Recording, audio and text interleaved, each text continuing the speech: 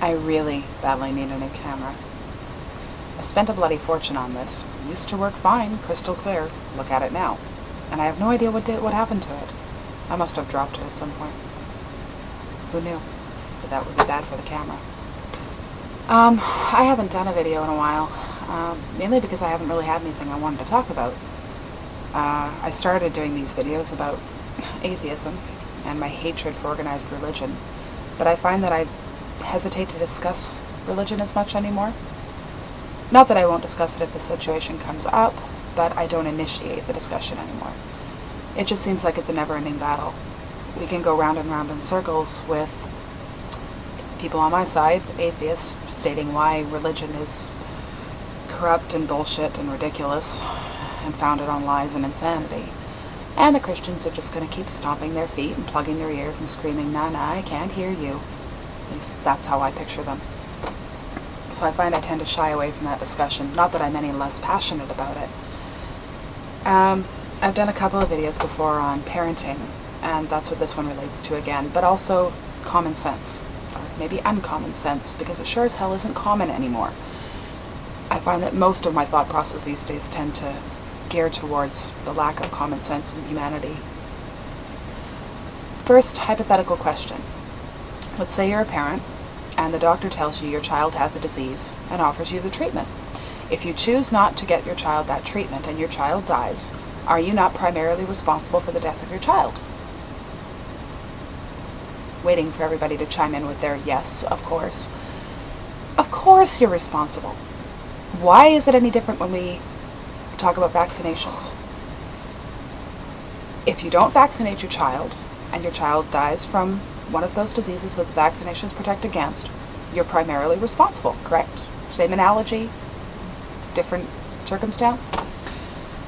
I'd like to say I took part in a discussion recently about this subject, but I ended up sitting back and lurking. I was so dumbfounded by some of the responses that came in before I had a chance to pipe in. Somebody asked the exact question, that were your child to die from not being vaccinated, would you be guilty for the death of your child, or at least in part? And the overwhelming response was no, no, no, no, no, all the way down the board. I was shocked. These are women. This is an opinionated women's group. This is a group of women that I consider to be well-educated, well-researched, generally women filled with common sense. Yet, no, no, no, no, no. You mean to tell me that if you don't immunize your child with the MMR vaccine and your child dies from measles, mumps, rubella, you're not responsible? But you chose not to get them the preventative measures that would stop them from getting those diseases. Vaccinations are a really hot topic with me lately. They just irk me all to hell about how some people choose not to vaccinate and rely on the health of others to protect their own children. The herd mentality.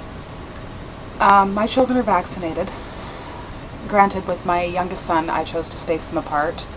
When I heard about the supposed links between the MMR vaccine and autism, I stalled his appointment to get his MMR vaccine until I managed to research it. Concluded it was bullshit, there's no link, and that my son needed this vaccine. That simple. Had he, God forbid, I hate that expression. Somebody come up with a better expression than that. Anyhow, forbid something had happened to him and he'd contracted one of those diseases, it would have been completely and totally my fault. Personal responsibility.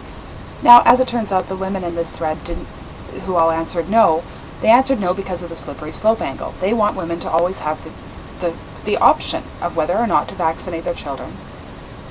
And I guess saying yes would somehow be taking away from their choice? That part I'm a little confused on. Yes, I've spoken. I'm in my bedroom, doors closed, windows open. One bad habit I have not yet managed to drop. But at least I'm not letting it affect my children. Personal responsibility! So I'll say that together. Anyhow, I understand the slippery slope angle, I really do. I want women to be able to have the option. I don't think that it should be government mandated that you have to pump your children full of this, this, this, and this. I think we as parents should have that choice available to us. However, when we make that choice, we assume the risks. If our child gets sick, it's solely on us, plain and simple. The option is there to keep them safe. If we choose not to take it, we have no one to blame but ourselves. Anyhow, that's all I wanted to say tonight. I swear I'll look into getting a new video cam.